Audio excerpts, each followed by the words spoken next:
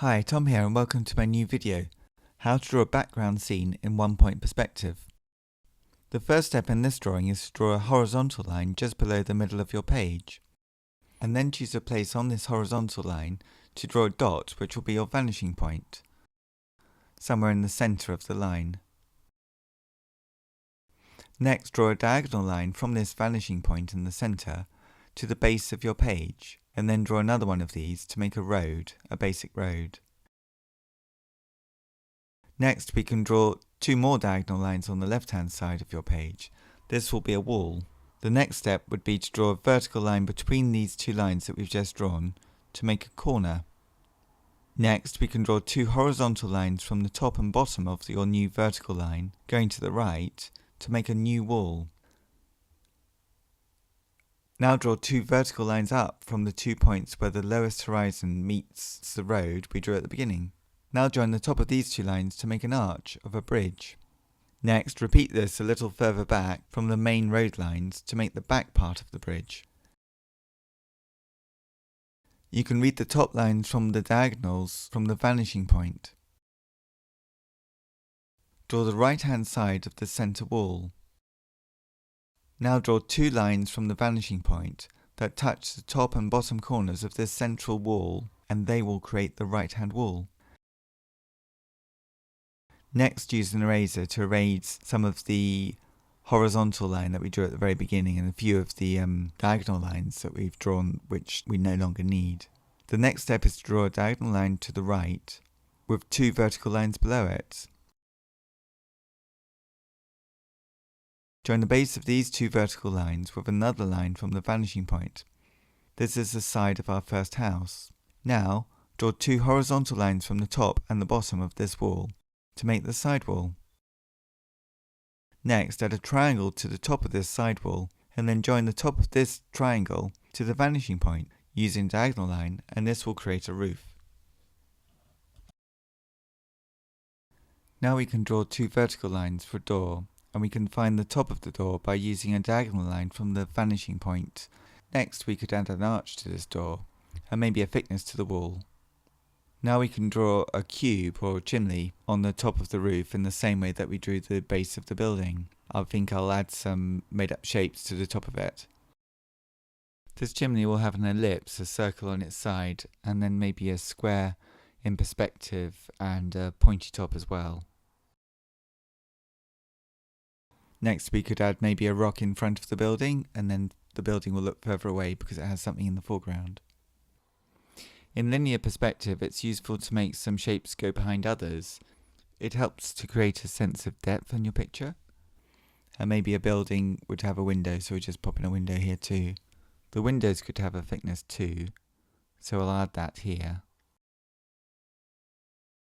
Now on the left-hand side we could draw another house, so I'll draw a diagonal from the vanishing point, and then another diagonal, and then do two lines for the pitch of the roof. And then I'll darken the top line that I have, and then just do the back pitch of the roof, and then do the uprights. And again, as always, in one-point perspective, the uprights of anything standing upright will be parallel to the edge of the paper. And then I just find the base of it at the front, and then read that back to the vanishing point, and then just darken this line across here and the base line. And then it will need a little edge on the roof at that point. I'll just erase some of the lines that I don't need at this stage, add a door and a window. And then up here on the right, I'm going to do a larger building, so I'll do a few guidelines from the vanishing point and draw the top of a rectangle, and then just draw them down so that they meet each other. Darken the lines going to the vanishing point a little bit. And I think I'll just make this building so it curves out as it goes down. And maybe it needs to be a castle, so maybe it could be on a rock that I just put in. And then that's behind the building in the foreground, and it's also behind the wall. And it's a building which has two layers on it, so I'll just stick a third layer on the top as well. And all these different layers of space will help to create more space within my drawing. So I've drawn the top of the roof here, and I'll just again read across the diagonals to the vanishing point to find the side of the roof. So in one-point perspectives, oftentimes the front of a building, the one that you're looking at straight on, would just be a rectangle. And then the sides of the building will go directly to the vanishing point. But oddly, you need to sort of start with the sides of the building. So here on the left, I draw 3 lines going to the vanishing point. And then from those lines, I can work out the front of this new building by doing the uprights first.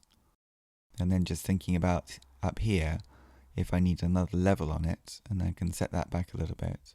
But I think I'm going to put some turrets on the corners of this building to make it into a proper castle.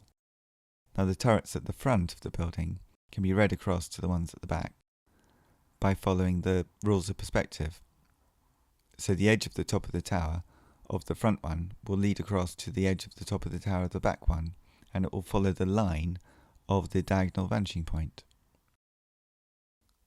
There are lots of details that we could put on this castle, for example turrets at the top, a roof structure, but if you want to make your drawing simpler, you just follow the same basic principles, but you could just put in less or maybe even more things so that your drawing is exactly the way that you want it.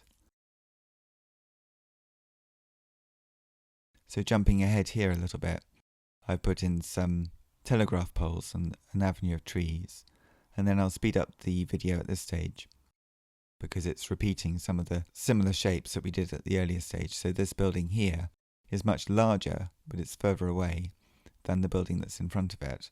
Then just to the right I will draw a bridge, which is just an arch with another arch in it, and it will be on some sort of rock or cliff face, which gives some dramatic interest on the right hand side of the picture. So it's probably time to put a few details in now. Oftentimes with a drawing, it's the details that come at the end rather than at the beginning.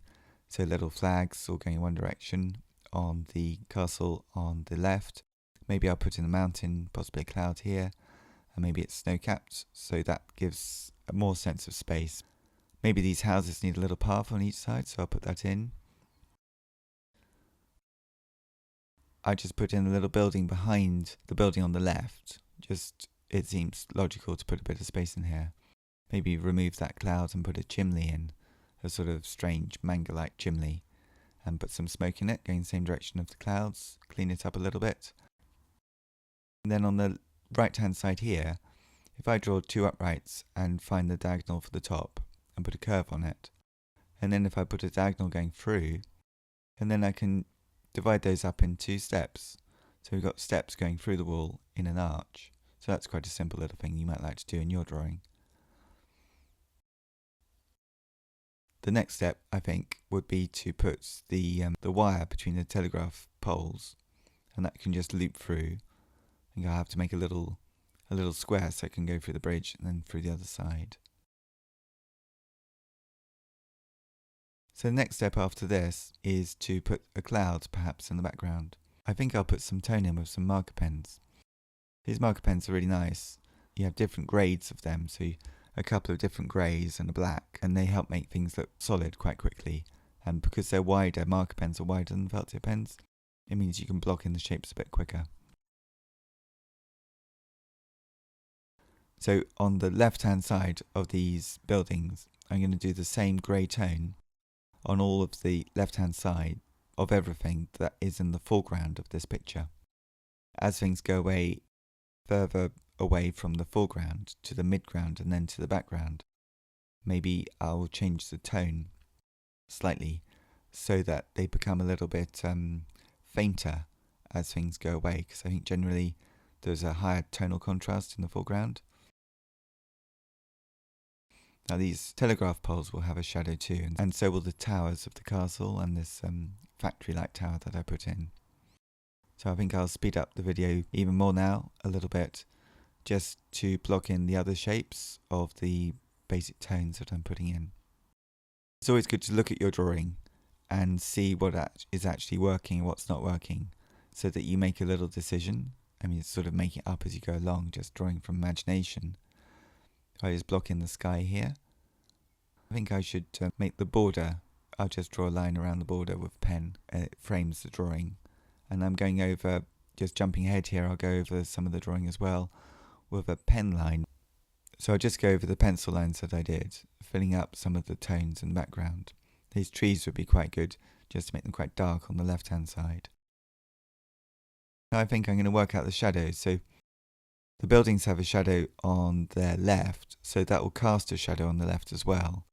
And if I do the same diagonal coming off all the bases, the base level of all the buildings and things that stand up, then I can work out where all the shadows go. And I'll just do that with my mechanical pencil. So sometimes there'll be diagonals and sometimes blocks. Then once I've got them in place, I'll choose maybe a slightly lighter tone grey marker pen and just block them in as a flat tone, put a few on the rock in the foreground. The shadows will create a sense of space and they'll make the lighter parts of the drawing, the bits that are just the colour of the paper, they'll make those seem brighter because they'll have a shadow to them. Now to give it a little bit of scale, I'm going to put some windows up here and maybe some grass, some little blades of grass, don't need to do the whole lot. And then smaller windows on the left. And then in the foreground, I think I'll put a figure. And again, it can just be sketched in. It doesn't need to be a lot of detail, just enough so that it works within the drawing that we have. Maybe a figure on here on the right, and maybe one or two other little things. And then we're about done.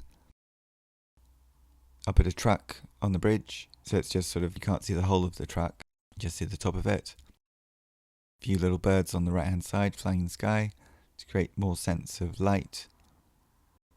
So I hope you found this drawing useful for your own drawing. Thank you very much for watching. Please subscribe to my YouTube channel, Circle Line Art School, for many more art videos on perspective and many other subjects.